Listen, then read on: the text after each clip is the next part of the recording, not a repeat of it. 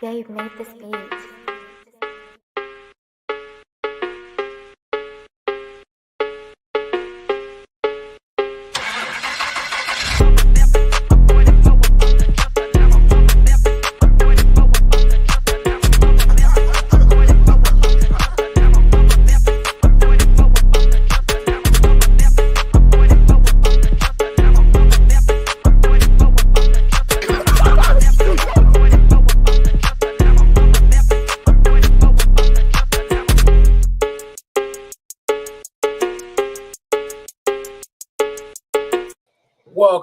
Welcome to Say Like a Champ, episode 297. It's your boy A-Dub. And your boy Strizzy. Welcome back, SLAC fam. Just throwing that link in the story right quick. You know what I'm saying? See if we can get some more people up in here. You feel me?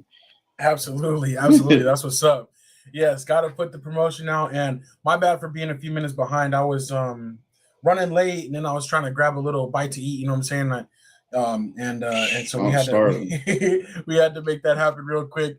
But we are back again, episode 297, 297 weeks in a row, talking sports with your boys. And we got some slackers in the building already.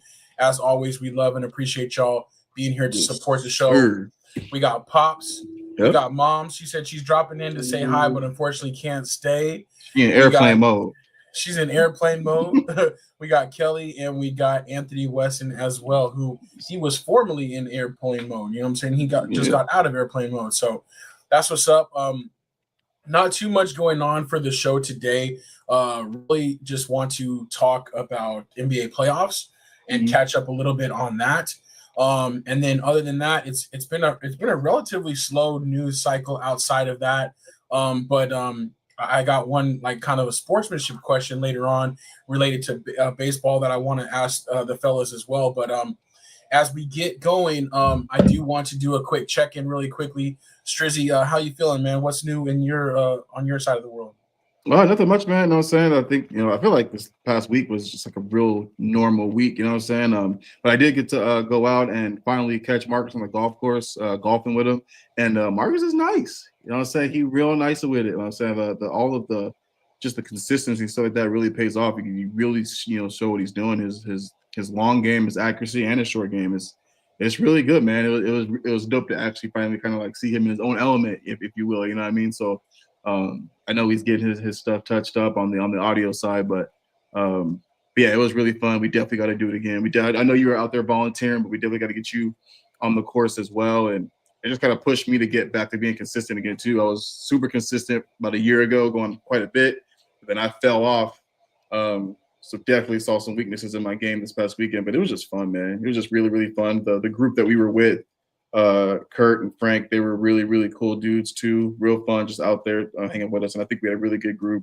Went by really fast, and I mean, it's just really fun, man. It's just like it, reminded me just how important his family is, and I'm saying, just a reminder that I love both y'all, these two guys, and this, they're just always being there for one another and just being able to talk about some stuff. So. It was definitely a good time, and I appreciate you for inviting us out there. Yeah, absolutely. I'm glad y'all could represent for the Say Like a Champ crew, but also the AZ Kindness crew. So both Strizzy and Marcus were sponsored by Grace and her collective. I don't know. I need to be better about it. I don't know what we exactly call it, but AZ Kindness influencer, her kind of movement, and maybe hopefully one day soon she'll be like a full blown nonprofit as well. We got some things going on that side, but yeah, that was super dope. I'm gonna try to bring Marcus in really quickly because I want to hear his thoughts about it as well. And we always talk about sports, but when it's y'all participating, it's awesome. So I definitely wanted to take some time with that. Marcus, what's good? Can you hear me? Yeah, I hear you. Yeah, we got you. Yeah, okay. No echo either, so we're straight. I don't know. I was trying to do something new in here, so I don't know what happened. All good. We're just wondering how your experience of the golf tournament was this weekend. It was cool. It was much needed because I didn't get to golf on Monday, so I'm happy I got to do it on Saturday. But it was cool. I heard Strizzy talking about me, but he was out there slinging that thing too, man. So yeah, his distance is crazy, man. So he he hit an 8-iron so far. I was like, golly. So yeah, when he get out there, we're gonna be good together, man. So we all learning. Like I said, it was a cool environment. The course is in good shape. I know that course is not known to be that good shape, but it was in some good shape. The greens were pretty fast. But we had some fun. One of the guys, I call him Captain Kirk because I think he hit like, was it 5 birdies? He had 5, I think 5 total birdies and like 3 in a in a row. And it was no easy putt. So he kind of kept us in the flow. Yeah. So I tried to drive it pretty good. Strizzy got it out there pretty good for him too. He got on the green and he just took it from there. So the whole experience was pretty cool. So I think next time we can get all of us on one team, that'll be cool too. So, but I can't wait to do it again. It was pretty cool. That's what's up. Yeah, so that was the 3rd annual golf tournament for AZ Community Impact, which is another nonprofit that we support, and the 3rd time that they've done it at Tres Rios, which that golf course was pretty cool. So my experience, I did get to go out there and see a little bit of golf, but I was just helping out. But definitely a goal of mine is, by next year this time, we definitely have our own foursome and we can go out there and have some fun. But I feel like that they handled it pretty well, though, as far as like having everybody set up, had some nice little care package, to go out with, and had the carts ready. But I got to drive around the cart a little bit, take some pictures, do some supports type of work, and that was pretty fun. But one thing for me that made it hard is like just driving in between. Like there weren't a lot of golf cart paths. Like the paths were crazy at that place. I think when we left. Yeah. I think when we finished up, I think we literally just drove through the golf course. Like I don't think we even took a path. We was just in the middle, of it, just going through to get back to the entrance. But I think you're right. Yeah, I've been to a lot of golf courses. I've never been to a golf course that didn't have a car path like that. It was a lot of dirt. So it was one part we had to put our shield up because there was so much dirt coming in our face. But I guess, but overall, the course was in pretty good shape. It had different spots. It was kind of wet too, but like I said, overall, I'll play there again for sure. So I agree. It was cool. It was a nice little spot, but yeah, that was for me. I was like, dang, because like only like between 1 and 2 there was like a little bit of a cart path, and then after that it was like free for all. And me trying to jump in between and not necessarily following 1, 2, 3, just trying to like go around and catch everybody. Yeah, I was like, oh man, I'm gonna end up right in the middle of the fairway, saying right in the middle of somebody's spots. I was like, let me just stay off to the side, hit a few muddy spots as well, but it's all good. And that was funny though. But I did want to throw up this picture of your guys' group. That was a nice. So Captain Kirk is the one on the far right. No, he's the one next to me. Yeah, the light blue. Okay. So you guys would say he was the best golfer out of the group? No, I wouldn't say that. I would say he putted good. The best golfer Marcus was it you? Okay, I had a feeling.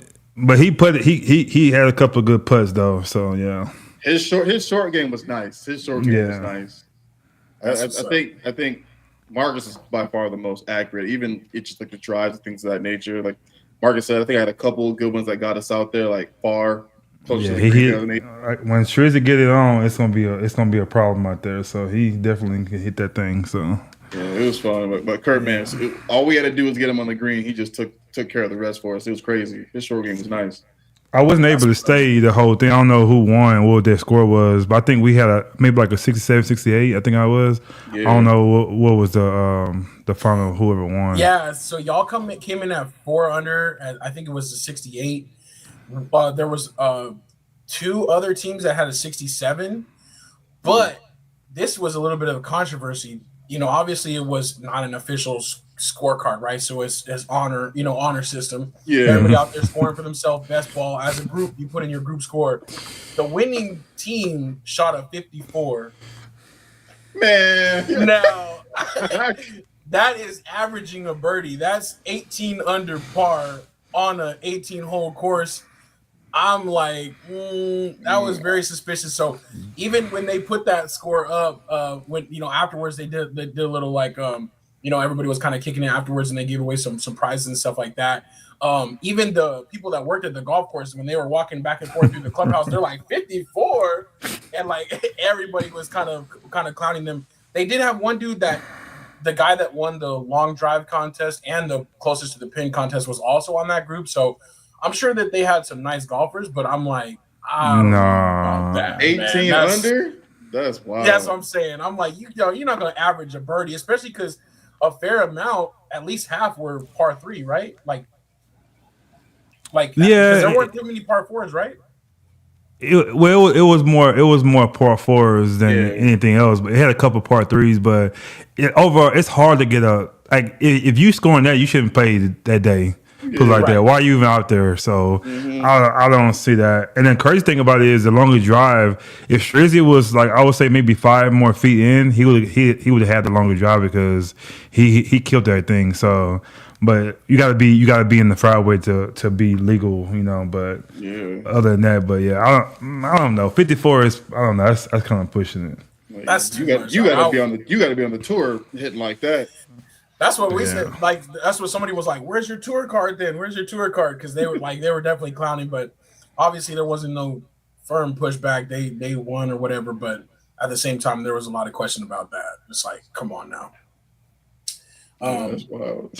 I don't know if they were just throwing the ball, not hitting it, But Marcus, we should have thrown some eagles in there, dog. We should have thrown some eagles in there. But it's hard for golf tournaments you be in. You're gonna always have a group of guys going kind of push the needle a little bit, but it happens. Like you said, it's an honor system, but Yeah, we were like next year we're gonna have to send somebody with your group. We're gonna have to follow you around.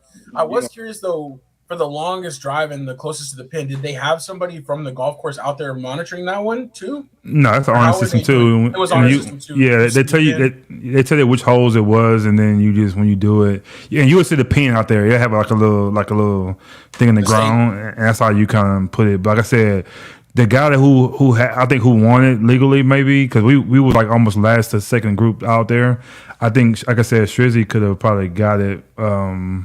On that drive, but he was a little out. But I think he could have got it in. So I think it went a little right, but it was deep. I think we lost the ball for a second. It was one of my longer ones for sure. But he smacked that thing. That's what's up. A little bit more on the fairway, a little bit more even straight. That's what's up. But no, I need y'all to definitely. Marcus, I know you're doing your thing, Strizzy. I know you're brushing up, so we'll get one more, and then y'all can just carry me. Next year, but we'll plan on making it happen for sure. I need to buy a new putter. Mark, I'm gonna hit you up. I need to buy a new putter. I got this 20th century putter. You know what I'm saying? I'm talking BC. You know what I'm saying? Before Christ putter. It's like a first putter. I see it right here in this picture. Is that it? Yeah. Probably. We'll take care of it, man. It is. Yep. Yeah, absolutely. That's what's up. All right, I want to welcome Unk to the show. Unk says hello from Texas, and Unk, I was able also to on the weekend when I saw the fellows, I was able to distribute the cards that you sent us. And I definitely appreciate that. Thanks so much. Definitely. Big thank you. And I got one here I wanted to show off because I was so excited about this one. This is the best one though. This is the best one I got. I don't know if you can see it. It's a Tiger Woods. Yeah, it's like a Tiger Woods one. Oh, nice. My light is kind of messed up, but yeah. I know. I got the sun in the background for the closing blinds up. That's what's up. See, we all got them up close, man. We really appreciate you. So my favorite was the Brock Bowers. I'm gonna try to. Oh, that's nice. Oh, that's tight. And it's the Georgia one too. It's not the Georgia one. And then also though, I got hooked up with the Shohei, and I don't know if it's gonna. There we go. Oh, rated 10 out of 10. So thank you so much. You definitely upgrading our card collections as we go. So we appreciate you. And I got a couple more for you, Striz. I think might have been for you, but I might have mixed up. So definitely next time I see y'all, though, we'll make sure we take care of that. So yeah, I'm gonna say thanks to my boy too, and I've seen your comment on here. I appreciate it, man, for sure. Out the country, that's big game right there, man. Big time. Yeah, definitely. Everybody ain't able. For sure. Yeah, thank you, Unkin. Yeah, we definitely do want to acknowledge, the special occasion for you, Marcus, but I know that you don't always like to be put on blast, so we respect that as well. But definitely we love you, man. We were thinking about you, so it was good that we got to see you this week and a little bit after that. So for sure. Big time. That's what's up. All right. Actually, before we do anything else, I want to I'm going to try to get something I wanted to share. So this was for Strizzy. So Mom's is on the go, as she said earlier, so she wasn't able to stay. But She did send in a picture to share with Strizzy, so I'm gonna go ahead and share that one really quickly. This one right here. Oh wait, that's the same. Hold on. There we go. I knew it. I knew it. So yeah. So she was in North Carolina, so she had stopped by the stadium and she was doing some exploring around. So she sent in that picture for you, Strizzy. She was like, "Make sure you share this one with Strizzy." So nice. Got to see the stadium. She said it was really, really dope. And she was excited to kind of be out there. She was out there traveling for work, but yeah, I got to share that. So man, that's tight. I'm super jealous. I definitely got to make it happen. I want to get out there so bad to catch just like a home game. You know what I mean? Not sure who against yet, but look at the schedule and just really try to get out there. I was cracking up because A-Dub had said, like, yeah, Mom's sent me a picture to show you. I was like, man, is she in North Carolina at the stadium, man?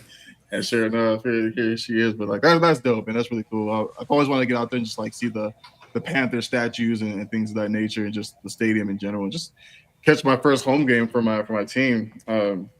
Funny enough, actually, if you're watching, my cousin KJ just got released from prison this past week. And he's been in there since I was like, I don't know, 4 years old for pretty much no reason. Like he basically he was in there because although he didn't do the crime, he was there and didn't stop it. Like that was the whole thing. So 30 years for essentially not doing the crime but not stopping it either. And there was a new law that came out a couple of years ago, so they were able to kind of retry him, do time served. Wow. So he got out this last week, and he's also a Panther fan, which I didn't know because I was super small when he went in. So, you know, we've talked as a conversations, and I think it'd be dope if I could take him with me. You know what I'm saying?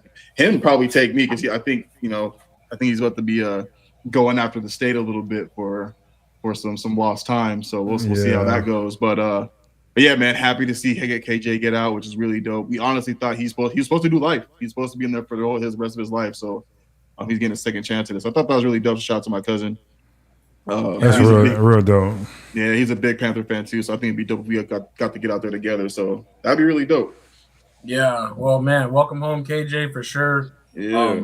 It's crazy how things happen, and glad that they got that sorted out, man, because that's crazy. Yeah, for sure. We've seen the justice system fail a lot of different times for different reasons. So it's for sure. Getting any type of thing in the 90s for a brother was crazy. It didn't matter what it was. They was getting you for a long time. Yeah. Wow. Well, also, I've always thought too, it's only a 3-hour drive from Athens. So if there's ever a time where it lines up where, it's like a Saturday and then a Sunday, that would be dope. So yeah, but definitely welcome home to him. Appreciate that, Pop. So good stuff there. But yeah, definitely it gets me wanting to travel more. I've only seen so many stadiums, and I definitely more on the baseball side than the football side, just because there's so many less games. But it would be really cool to go out there and to see a game for sure. So that would be dope. Catch a football game on Saturday, and then catch the game on Sunday. Yeah, absolutely. Oh, that's right. We do play, huh? Yeah, I think we do. Yeah, I don't know where it's going to be, whether it's going to be in Dallas or it's going to be in Carolina, but I think the way we lined up in our divisions that we're actually going to play each other again next year. Once the schedule release, you never know, we might have a chance. Yeah, we might have a chance to see it. So that's what's up. Yeah, that's real. All right. So I did want to jump over to NBA playoffs, talk a little bit about the bracket as it is right now. So pretty crazy. So Denver did finish off the Clippers last week, and they actually started their first game against the Thunder and actually won game 1 against the Thunder. And then on the other side of the West, we have the Timberwolves and the Warriors, which the Rockets pushed the Warriors to game 7, but weren't able to get it done. Mm-hmm. So now we got Warriors and Timberwolves. So I was curious what your thoughts were, Strizzy, so far on the West side with the Thunder and the Nuggets, and then the Timberwolves and the Warriors. How you feeling about that group of 4? Yeah, let's see. Nuggets and Thunder. That game last night was actually crazy. I think the Thunder let out the gas a little bit and it caught up to them. They also obviously swept Memphis, so they've had a very long time to be chilling, considering Nuggets and Clippers went 7. Yeah. So I obviously the Joker is like I think Joker is going to be coming at them really hard, especially MVP type stuff. You know what I mean, and him trying to prove that he's the MVP and all those things. But that was a really good game, and I think Thunder come back and probably get game 2. So it should be a good one in general. Timberwolves and Warriors, like if Timberwolves don't take them out in 4 or 5, it's crazy. I don't know. I can't believe the Houston Rockets came back on them the way they did, especially without having an offensive closer. And yet again, like in this game 7, the fourth quarter comes around, they caught back up. I think they even took a 2-point lead, and they just don't have that guy who can close in the final quarter. You know what I'm saying? If the game is tight, and that really showed. The Warriors pulled away from them, and I just feel like Timberwolves are just as good as the Houston Rockets on defense, and they're even better on offense. So I feel like Warriors really have their.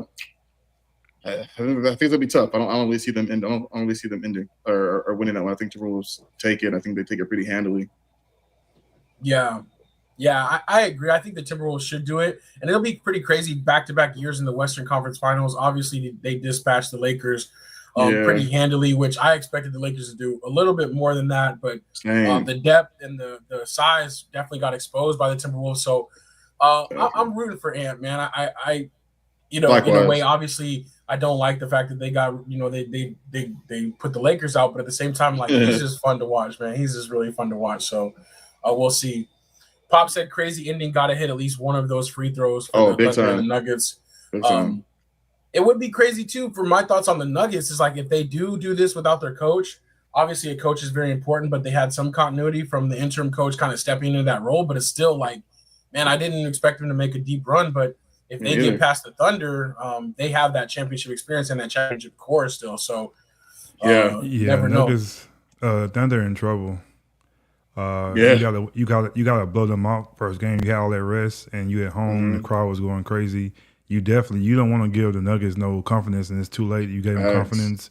They have home court now, so I think you have to beat them at least about 10 or 15 to let them know, because we know you're a little rusty because you haven't played in 9 days. But when you're at home, you're number one team. You gotta put a staple down and let them know like, hey, we here. But they didn't do that, and I think the experience on that team on the Nuggets gonna affect them.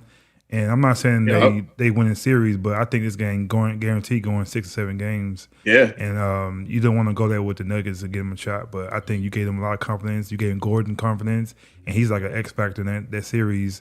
And you give him confidence, it's gonna be hard because Joker gonna do his thing. Murray gonna do his thing. Yep. So when you got a guy like that, and you gave Westbrook even a little confidence too, he had a nice little game too. Yeah, he had a really good game.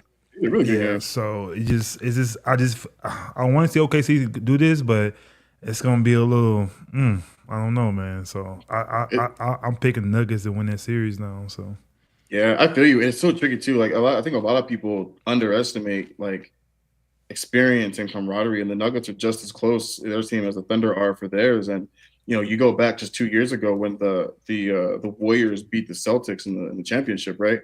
The Warriors were not a better team than the Celtics. They were just better. They had more experience. They had championship experience. Things that the Celtics didn't have. If that same Warriors team had to play the Celtics in the second year, Celtics blow them out like crazy. And they won the championship. It didn't matter who they played that year; they won that championship. So, like, experience is a major teacher. So I'm with Marcus. Like, the Thunder are definitely the better team, but the Nuggets' experience is going to come into play in this series. So, yeah, 6 or 7. I'm with you, Marcus. I think it goes in there. I think it's 6 or 7 too. That's gonna be a good one though. And Anthony Weston, he says a part of me wants to see Russ get a ring. Me too. Like the three of us always loved and rooted for Westbrook. And to see him be on there, and he's like, obviously they have their championship core, but then he's like a piece that wasn't there, right? That's like an extra on top. So whatever they get out of him is like a bonus as well. So we've talked about it. And we even all the way going back to the Thunder the first time around when they had Harden, Westbrook, and Durant. It's like they had a great team, but the difference was the experience. And it's like when you're a little bit ahead of time or when you don't have those deep runs, it doesn't always work out. It doesn't always click, and you got to kind of like learn from that and regroup and come back again. Yeah, the Thunder don't have that experience as a core. Yeah, the same thing. SGA gonna win MVP. Same thing happened with KD that year. He won MVP, but they still wasn't a better experienced team. They were good, but they just can't get over that hump. A better team out there. And I think the same thing with the Warriors too. I think the Warriors. I think I picked them to win the series too. I see what Pop says they're a better team overall, but you could be a better team, but you gotta have that grit. That you know what I'm saying, the way they're what's his name, Chit, whatever, got dunked on. That's like they put the staple in. They put their foot down first. You don't get dunked on like that. You do a hard foul or you do something, but you got yammed on like hard. Yeah. So I don't think they might be the better season team like during the season, but it's when it counts, and I don't feel like they have that. And the same thing like I said with the Celtics, they have to get their experience going first. They had to lose some games, lose the finals and things like that to get them to get it like they are now. So I think in a couple of years, OKC gonna lose this year and kind of get that and kind of get some bumps and bruises, but they'll get better as a team and overall they'll be good next a couple of years. But I never picked them to win this year anyway. I picked them to go past the first round. That was probably it. But the Warriors though, I think the Warriors. I picked them to win a series. I know they're a bigger team. Timberwolves a bigger team, but I think that they have a better coach than the Lakers have. So they're not gonna let Gobert get 30 points. There's no way they let that happen. So Steve Curry's experience, been there and done that. He knows how to get those guys in those places. He gonna have Draymond being smart, playing them good. I just don't see him doing that. But if he does get off, it's gonna be harder because they don't have any bigs. So if they could use that against them, they could. But I just don't see Steve Kerr and that coaching crew let that happen. So overall, I think they healthy too. Like if Jimmy Butler was gonna come back kind of like timid a little bit, yeah, but they healthy and it's gonna be hard to beat that team. I know Anthony Edwards is cool, but it showed too. The Lakers they closed out. He didn't really do his thing either. So he's still learning too. He's still young. He'll get there. You know what I'm saying? But I just don't trust those two young teams to beat the experienced team. I don't see it. Yeah, I think the Timberwolves are a little more. I mean, they're in the conference finals last year, but I think they're also a lot more physical than the Rockets are. Like you got Sengun like almost damn near threw away that game the other night, damn near by himself. You know what I'm saying? It was so hard watching him in that game. Like just like, oh my God, man, if you don't body some of these little dudes who are on you, he had Pod. I don't know. I was calling Pox. I can't pronounce it. Podolski, whatever his name is. Like he had him on so many just like one-on-ones and still didn't back him all the way down and still tried to hook shot it from 12, 13 feet out. And it was like, man, if you don't put a real body on him, put him on the floor, you know what I'm saying? Like it was horrible. And the one thing I liked about the Lakers series with the Timberwolves is Ant was he kind of did it all. He did scoring, averaged 8 assists in that game or something like that, and 7 rebounds or something crazy, which is not his normal. It's not his normal style of play. You know what I'm saying? So I'm curious to see how they're going to play him. I know he was talking to LeBron about we going out to get the Warriors too.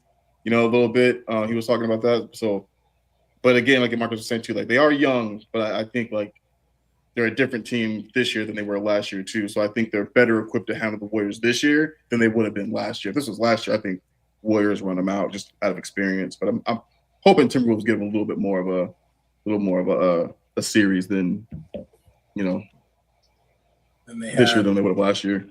Yeah, that series starts tonight, and I do think Game 1 will tell us a lot about where that series is headed. The Warriors. Unk says surprise Warriors are still around. I wonder if management will consider rebuilding after season ends. I think it depends on how they go. Part of me feels like this is the last run, but at the same time, Curry is not going anywhere. You know, that shot is not going anywhere. Obviously, They can't put the workload and the heavy lifting on him the same way. But if they get him a star that can carry the weight, he's gonna be able to shoot forever. You know, right? And it's when I think of even the Heat, when they had Ray Allen, that changed so much for them, right? And it's so it might not be Curry leading the way. Perfect example. But when you got a guy like that, he can keep playing. He can keep playing. So I just feel like if Reggie Miller would have been that type of player to go to another team, which he could have helped a lot of teams during that time. But he wanted to be loyal to the Pacers. That's why he don't have a ring. But I feel like he was a Ray Allen and went to that right spot. The team he was just imagine that the jumping on never leave, but he could have in the deep spots he could have hit that 3 for that team, but he didn't want to leave. So and all 3 of those guys, right? Reggie, Steph, and Ray Allen, yeah, they're great shooters, but their motors are crazy. Like even like Steve Nash type, but like they just don't stop moving.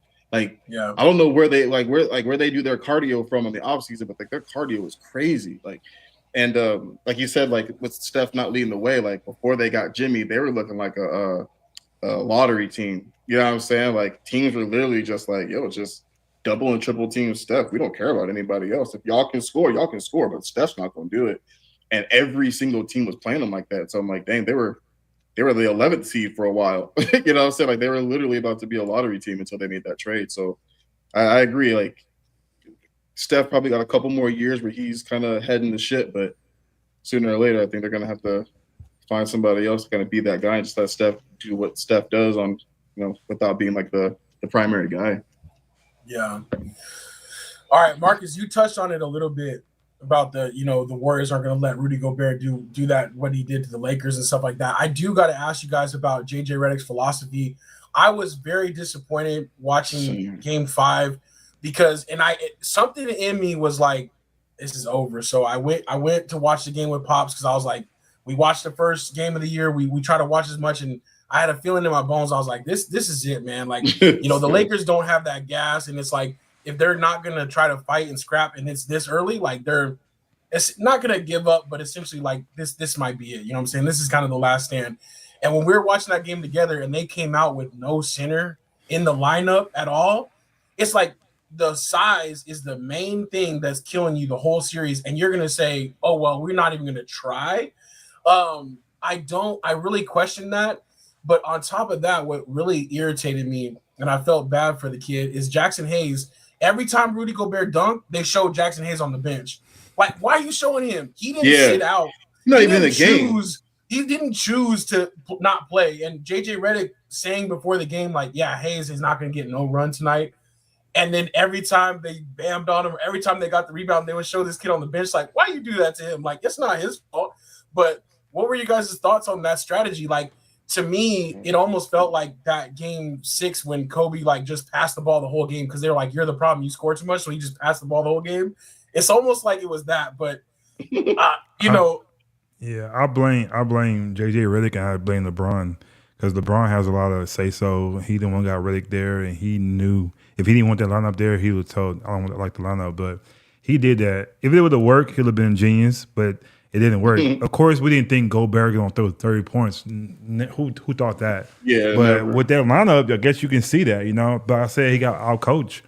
But the Lakers, I knew they were decent. I was surprised they got to the 30th spot.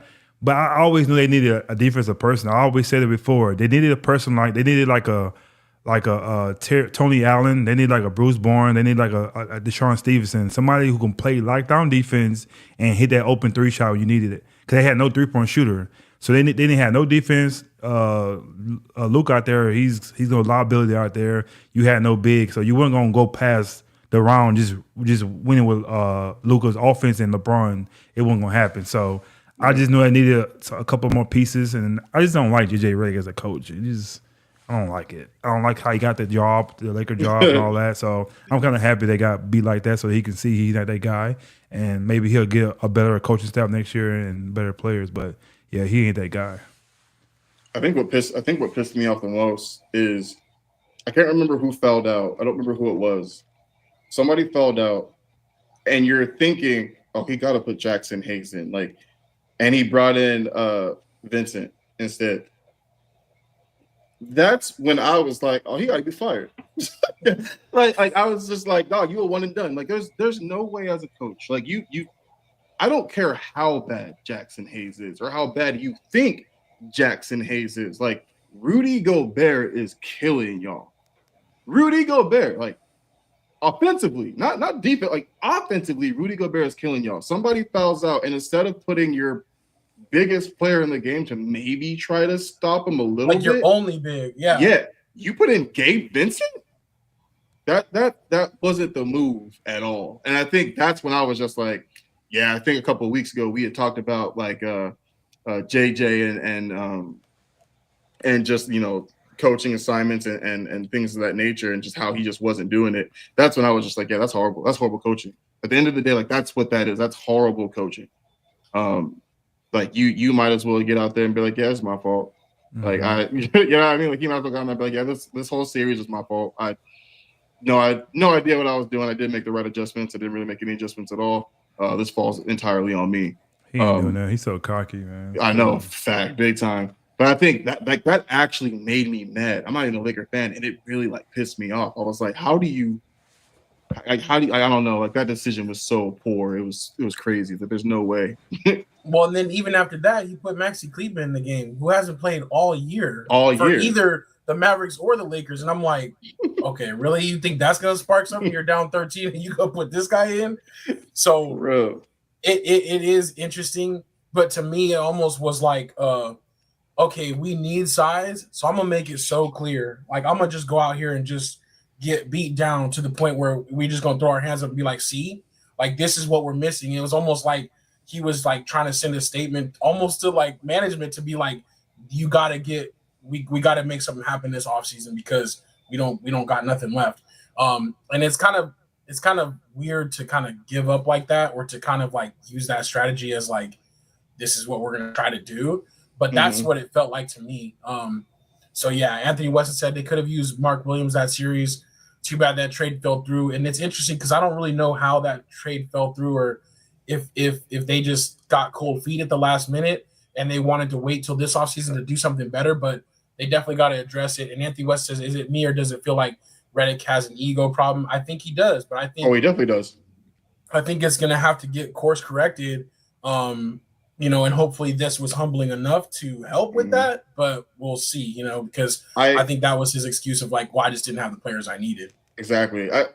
Two points you just made, and Anthony's too. I think he definitely has an ego problem. He basically was told he wasn't the right guy for the job before the season even started.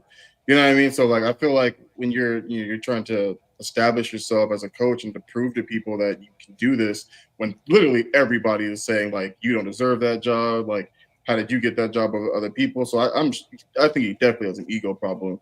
And then two, like even kind of going back to like the Mark Williams thing, like I think that doesn't go through. I know they talked about it being like his bad. What did they say? Medical, yeah. Yeah, it's something medical. But then as soon as he got back to the Hornets, he was playing. You know what I mean? He started going hard. Like he started going crazy. Did. Yeah, he started playing. He was hooping. So like that's why I just like there had to be something else to it because like you can't say he failed his physical, then he gets back to Charlotte, just all of a sudden he's playing right away. I can understand if like maybe he was out for another couple of weeks, something like that, but he was playing like as soon as he could. And like I said, he was hooping. He was averaging like 11 or 12 rebounds. I think he was averaging like 14 points. So he was averaging a double-double over that course of time, over that month. So like it just feels weird as to like what the Lakers are really trying to do from like a center or a big point of view. And I think obviously going after Giannis, I think is one of their primary things. And I think if they had Mark Williams, maybe that makes it a little bit harder to do. And I think from a trade standpoint, it's a little nicer to have got young guys like Dalton Connect and some other dudes on that team for trading pieces than it is to not have them as they were going to go to Charlotte in exchange for him. So I think that had way more to do with it than anything else. Great point. Yeah, I agree. I think they got cold feet. I think they realized, hey, maybe we rushed too soon because it was late. It was after the Luka went through. There was not a lot of time before the trade deadline, and I feel like they're like, maybe we acted too soon. Let's wait till this summer and see if we can get a better package going. But interesting. This is funny though. Anthony says if they weren't paying the last 8 coaches, I would say get Malone as coach. But yeah, they're gonna have to do something because they are paying a lot. All right. Lastly, and I think this game is just about over, but the Pacers are trying to make a little run at the end. Cavs Pacers. The Pacers actually won game 1, which is super exciting to me. I like Halliburton. I think he got some experience being that last kid on the group project this year with the Olympics. But I really kind of like him, and I think it would be kind of crazy if the Pacers did their thing. But even bigger story to me was the Knicks coming back from down like 18 or whatever it was. What you think about that one, Marcus? No, I might come back to it when you say Halliburton. I don't know if you guys discussed it already, but last week. But I was going to talk about his dad. I was gonna say real fast. I don't like how they did his dad, saying he don't know when he could come back to a game. I would say the rest of this season, but I don't think what he did was that like he didn't touch anybody, he didn't do anything harm anybody. to kick him out for the rest. That's his son is a star player of a team. He can't come to more games. I think that was kind of bull crap. Is that what they said? I didn't see. Did he get a lifetime ban? Not lifetime, but they saying like for the scene, like until they don't know when. Okay. They didn't give him like a thing, but that's kind of bull crap to me. I don't like that. I didn't like the whole situation, but I honestly do think like to me it's a conversation. Hey, look, like we want you to be able to support your son through these games, but you can't be on the court. Like you can sit up in the box somewhere, chill out, like be farther back or something, right? Even if you're courtside, like y'all got through the first round, y'all ain't win nothing yet. Why? you know what I'm saying? Like, just don't be on the court. Like that's it. Like come back, support your kid, be a fan. You can throw your towel in Giannis's face from there. Like, you know what I'm saying? But I don't know. I just feel like, even like Marcus said, like a ban is a little crazy. I just, you know. I'm sorry, Dub. We're gonna stop right here. But even Giannis getting in his face like that, like you gotta go back and forth because he didn't go to Giannis and do that. Giannis came, he made out his way to come to him, got in his face too. So I just feel like you can't. Giannis ain't innocent in this whole thing. You know what I'm saying? No, not at all. If they would stop with the towel thing, okay, late. cool. But to come back and get like you in his face, like that's a lot going on right there too. So I just feel like that was kind of cool. I just thought about when you said Halliburton. I like Halliburton too. I like him, and it's a whole thing with Steve Kerr what he did to Tatum and him in the Olympics. I think that's kind of bull crap because I think that's the first year that those guys, like that star players, didn't get to play a lot of minutes. That's like weird to me. Mm-hmm. It was weird, and Kerr definitely was questionable for that one. Yeah. And if they would have lost, there would have been even bigger questions about that. So they're lucky that obviously U.S. has the star power to win. But no, I agree with you, Marcus. I feel like I was actually surprised, and I'm just saying at least if you want to say, okay, you overcrossed the line for Halliburton's dad, at least then just back him up, or at least say you can't be down here. You got to be up in the street or whatever. But at the same time, too, I was actually kind of surprised that the way Halliburton came out and was like, yeah, my dad was totally in the wrong. He should have never done that. Like, I don't know if you heard his comments because, like, at the same time, like, yeah, it's not a good look. But if that's me, I'll be like, that's my dad. He's pumped. He's excited for me. Like, he's talking that stuff. Like, he's giving me that confidence. That's how I was raised. Like, to me, I was actually surprised how quickly, and I don't know if it was just like the Pacers PR was like, you got to downplay this. You got to shut this down real quick. Yeah. But it's like, that's your dad. Like, I wouldn't have even said as much harsh words for my dad if I was Halliburton. I'd have been like, yeah, maybe he stepped the line. Maybe he shouldn't have been on the court, but he was pumped up. Like, I just feel like you got to take it. Ja Morant dad's done worse than that, and he's always on the court. Man, so I feel like the stuff he does, you know what I'm saying, drinking and all that, drunk on the sideline, to me, that's more for this guy to do what he did as a one-time thing too, and like the excitement of it. I just think that was kind of corny. Oh man, we gotta update this though. Oh no! Actually, the Pacers came back and won this game. Oh no! Dang, 120 to 119. Didn't they? Dang, I don't know what happened. Halliburton won the game for him. Speaking of Halliburton, I think he just won the game. That's crazy. That's dope. That's how they beat the dog. They did that against the Bucks. The Bucks had that game. I think the Bucks were up like damn near the same amount of points with like 30 seconds left, and somehow they came back. Halliburton hit that shot too and ended up winning the game by 1. I smoothed that game was over. It should have been over. I seen they had 2 questionable calls throughout the down stretch. They pretty much cheated. Like Donovan Mitchell elbows a guy in the face, Naismith in the face. They ain't call a foul on that. And then right before that, he dunked on Donovan Mitchell and he got fouled. They ain't call that either. So it just karma came back on him. That's what it just happened. Mm-hmm. That's what they get. But it is dangerous when you have these teams that's like never say die, because when you have that happen late, you really have that hope. You know, you don't give up, and you never know. Yep. So when you have a team like that that's like consistently coming back, and the Pacers to take the first 2 on the road, and now they're going back home. Yeah, that's big time. That's really you have to see how it happened. I just wanted it. You got to when I get done. You got to see how it happened. That is crazy. We were just talking about Halliburton too. It's crazy what just happened, dog. That's dope. And I bet his dad was so excited. Man, I hope. What just happened? It would have been a perfect time for him to be on the court and do what he did. To see what just happened. It's incredible what just happened. Dang, that's incredible. Check that out. And that was similar to trouble. But man, being outscored by 15 in the fourth quarter to give up like that, to give up that lead, that's big time. So that's like what's you up, said, bro. at home. That's crazy. How you? Yeah, that's This crazy. series might be over too because they got a lot of injuries on the Cavs. That's a game should have won. Hey, they're missing three big people. They're missing what? They were down. They were down by 19. The most they were down. That's Yeah, crazy. that's crazy. That's nuts. Yeah, I love it. I love that kind of basketball. Me too. Same. Me too. When basketball calls come same. back when you try to cheat and you don't call stuff, that's what you get. Only thing that sucks is this game right here. Like, I don't know. I think I hate the Celtics more, but it's like I'm watching two teams that I can't stand. I'm like seeing the Knicks come back and beat the Celtics too. I was like, all right, I'm kind of okay with it. But I hate these but teams.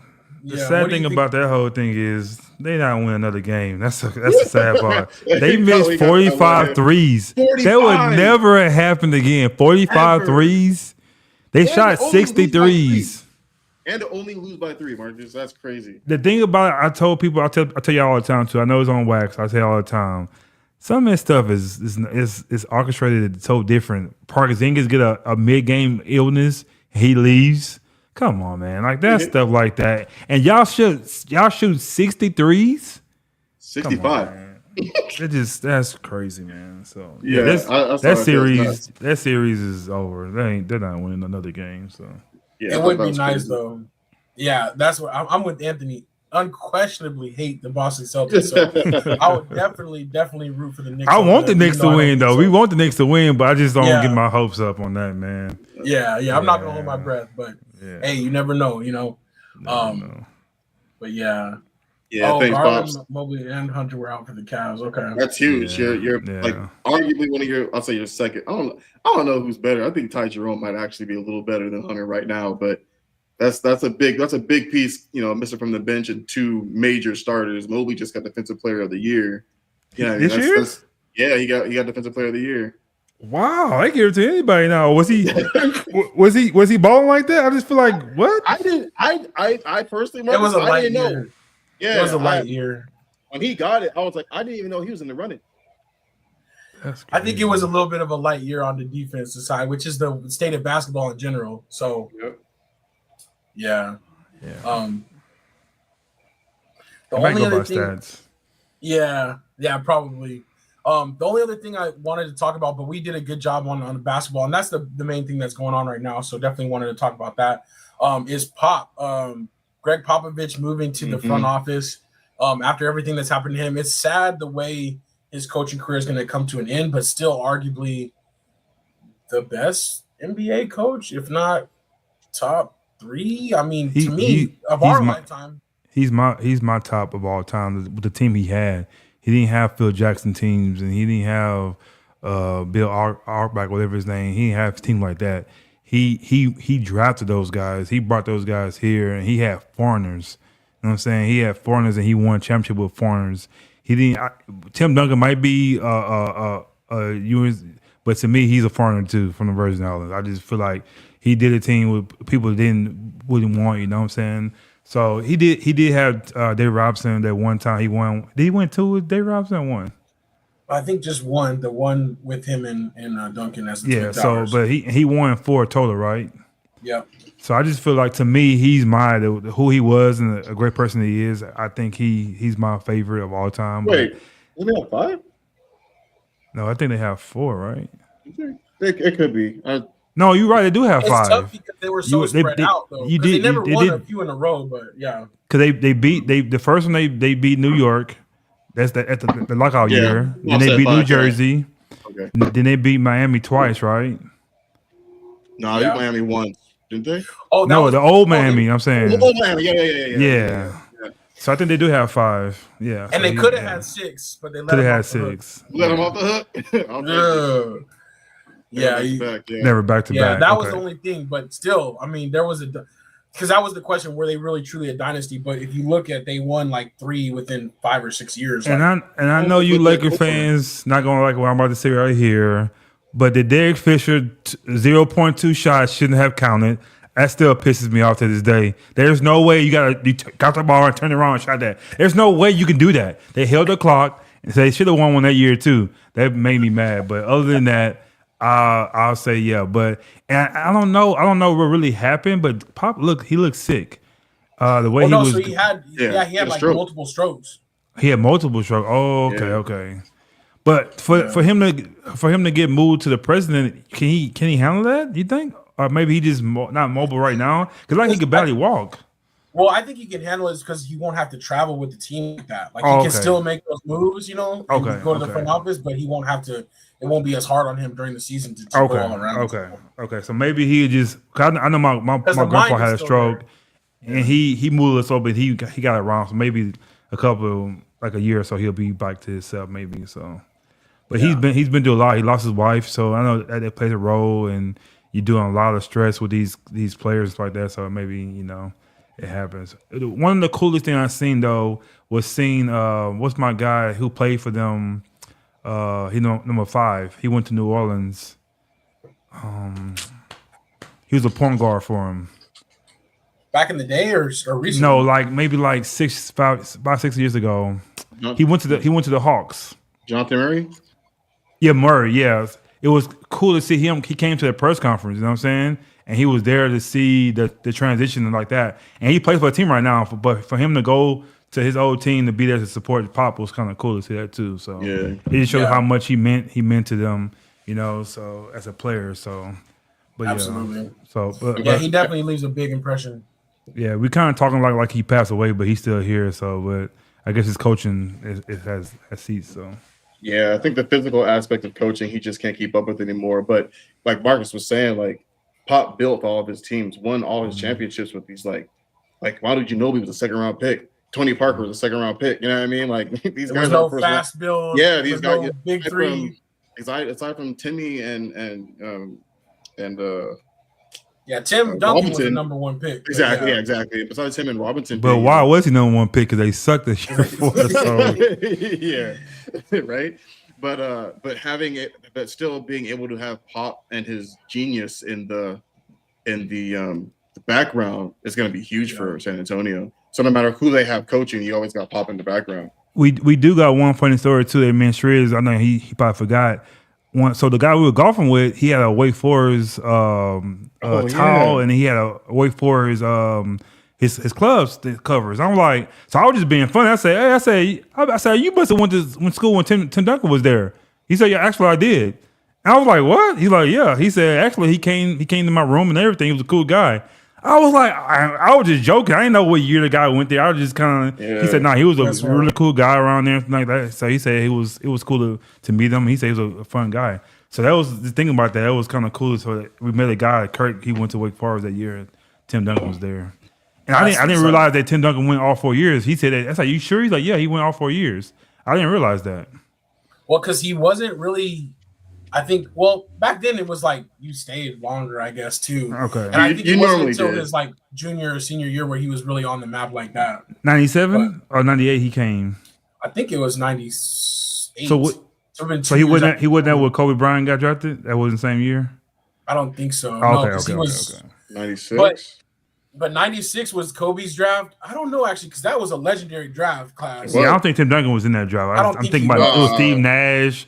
Dirk Nowitzki. Yeah, all We've those seen guys. all the pictures. Yeah. But I do remember it like it was Ray yesterday Allen. when David Robinson, when Tim Duncan was drafted, they had a Gillette commercial where he was going over to David Robinson's house and he was like teaching him stuff and teaching him how to shave and stuff.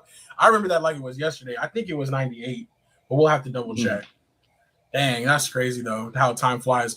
I was thinking about it the other day. I'm like, everybody we've seen and everybody that plays right now, we saw them be drafted. Like, there's crazy, nobody man. playing that when we started watching basketball. It's pretty crazy when you think about it like that. So LeBron's the oldest player in the league right now, isn't he? Yeah. That's insane. So, all right. Well, I do want to end on a happy note and just say happy Mother's Day to everybody, all the mothers out there. Definitely.